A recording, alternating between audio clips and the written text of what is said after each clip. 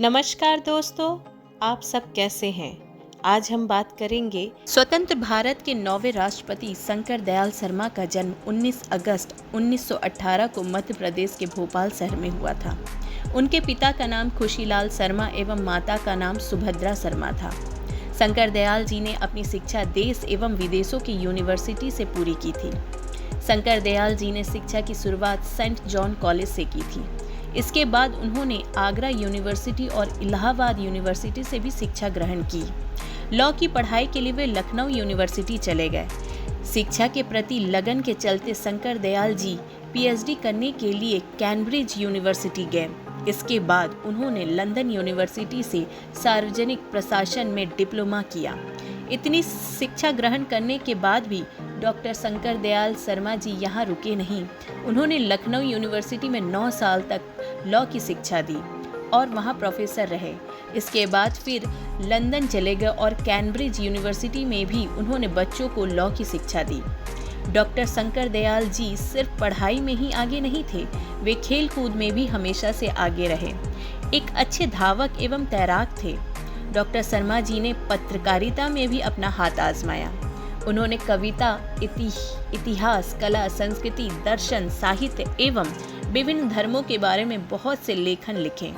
अपनी पढ़ाई के समय एवं उसके बाद जब वे शिक्षक थे, उसी समय से उन्होंने स्वतंत्रता के प्राप्ति के लिए अंग्रेजों के विरुद्ध आवाज उठानी शुरू कर दी थी। डॉक्टर शंकर दयाल जी के राजनीतिक सफर की शुरुआत 1940 में तब हुई जब उन्होंने स्वतंत्रता संग्राम में भाग लेने के लिए कांग्रेस पार्टी की सदस्यता ग्रहण की। ये वो पार्टी थी जिसके अंदर रहकर उन्होंने स्वतंत्रता प्राप्ति के लिए बहुत सारी लड़ाइयाँ लड़ी, बहुत से आंदोलनों में हिस्सा लिया। इसके साथ ही कई चुनाव लड़े और जीत हासिल की। उच्च पद पर भी विराजमान रहे। वे अपने जीवन के अंत तक इस पार्टी के प्रति बहुत ईमानदार रहे। उन्होंने इसका साथ कभी नहीं छोड़ा। 1942 में महात्मा गांधी द्वारा चलाए गए भारत छोड़ो आंदोलन में शंकर दयाल शर्मा जी की भूमिका बहुत ही महत्वपूर्ण थी। भारत की आज़ादी के बाद शंकर दयाल जी ने भारत के नवाबों से एक अलग इकाई के रूप में भोपाल रियासत बनाने की अपनी इच्छा प्रकट की। वे चाहते थे भोपाल के नवाबों का शासन खत्म हो जाए। शर्मा जी ने दिसंबर 1948 में नवाबों के खिलाफ जनता आंदोलन का नेतृत्व किया, जिसके लिए उन्हें गिरफ्तारी भी की गई। 23 जनवरी 1949 को शर्मा जी को सार्वजनिक बैठकों पर प्रतिबंध का उल्लंघन करने के लिए 8 महीने की कैद की सजा सुनाई गई। जनता के दबाव के चलते 30 अप्रैल 1949 को नवाब लोगों ने भारतीय संघ में विलय के लिए समझौते पर हस्ताक्षर कर दिए। 1950 से 1952 तक डॉक्टर शंकर जी भोपाल कांग्रेस कमेटी के अध्यक्ष बन गए। तत्पश्चात 1952 में ही कांग्रेस का प्रतिनिधित्व करते हुए वे भोपाल के मुख्यमंत्री बन गए एवं 1956 तक इस पद पर रहे। 1956 से 1971 तक डॉक्टर शंकर जी मध्य प्रदेश विधानसभा के सदस्य रहे। इन सालों के अंदर कांग्रेस पार्टी ने नेता के तौर पर डॉक्टर शंकर दयाल जी ने इंदिरा गांधी जी का बहुत सहयोग किया। 1959 में जब कराची में प्राइमरी व सेकेंडरी शिक्षा के लिए यूनेस्को की बैठक हुई, तब डॉक्टर शंकर दयाल जी ने ही भारत की तरफ से प्रतिनिधित्व किया था। जब इंदिरा गांधी जी की सरकार आई, तब 1974 से 1977 तक वे कैबिनेट में संचार मंत्री रहे। डॉक्टर शंकर दयाल जी 2 बार 1971 और एवं 1980 में लोकसभा सीट के लिए भोपाल से खड़े हुए।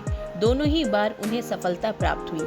इस तरह वे दिल्ली सांसद तक पहुंच गए। इसके बाद वे सबसे पहले 1984 में आंध्र प्रदेश के राज्यपाल बन गए। इसी दौरान दिल्ली में रह रहे उनकी बेटी गीतांजलि और दामाद ललित मेकन, जो कि एक राजनेता थे, उन्हें सिख उग्रवादियों ने मार डाला। इसके बाद शंकर जी ने आंध्र प्रदेश से राज्यपाल पद को छोड़ दिया और 1985 में पंजाब के राज्यपाल बन गए। इस समय भारत सरकार और सिख उग्रवादियों के बीच हिंसा छिड़ी हुई थी। आखिर में 1986 में शंकर दयाल जी महाराष्ट्र के राज्यपाल रहे। वे 1987 में तब तक वहां के राज्यपाल रहे जब तक उन्होंने देश का उपराष्ट्रपति नहीं बना दिया गया। 1987 में उपराष्ट्रपति के साथ साथ डॉक्टर शंकर जी राज्यसभा के अध्यक्ष भी रहे। उपराष्ट्रपति पद पर वे 5 साल तक विराजमान रहे।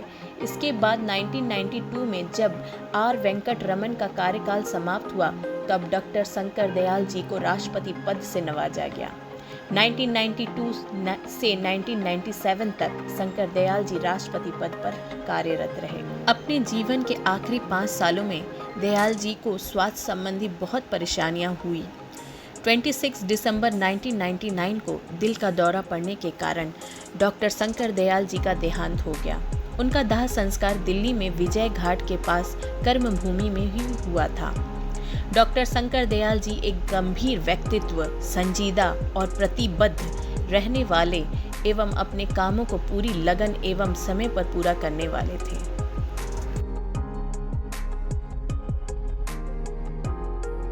चलिए आपसे फिर मिलती हूँ किसी इंटेलिजेंट इन्फॉर्मेशन के साथ। अगर आपने अभी तक मेरे चैनल को सब्सक्राइब नहीं किया है तो प्लीज़ सब्सक्राइब कर दें और बेल आइकन को प्रेस करना बिल्कुल ना भूलें।